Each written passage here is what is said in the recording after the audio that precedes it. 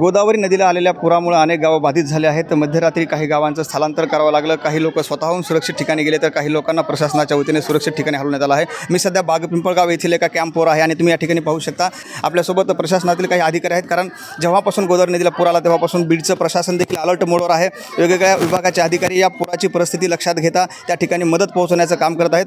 तालुक्यामध्ये जिथे जिथं आपल्या जिल्हा परिषदच्या शाळा आहेत आणि नदीकाठची गाव आहेत तिथं आपण त्या व्यक्तींना शिफ्ट केले. आता हा जो कॅम्प आहे या कॅम्पमध्ये आपण जवळजवळ 174 व्यक्तींना ठेवलेलं आहे.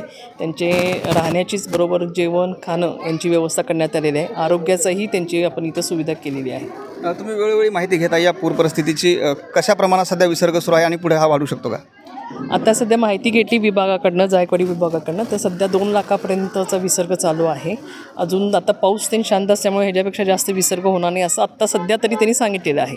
परंतु आम्ही प्रशासन जे काही आहे कालच्या एक अंदाजे 3 लाखापर्यंत जो विसर्ग झाला त्याच्या अनुषंगाने जे काही उपाययोजना केल्या त्या आम्ही सलग आता राबवणार आहोत. जोपर्यंत पाणी शांत होत नाही, लोकांना व्यवस्थित त्यांच्या घरी जाता येत नाही, तोपर्यंत प्रशासन त्यांची काळजी घेणार आहे. की जिथं आता त्वरित काल जिथे पोचता येईल अशा ठिकाणी रात्रभर हा आपला चालू होता कार्यक्रम बाहेर काढण्याचा.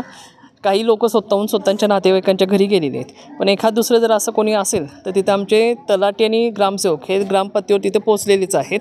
त्यांना ते लगेच मदत करतील.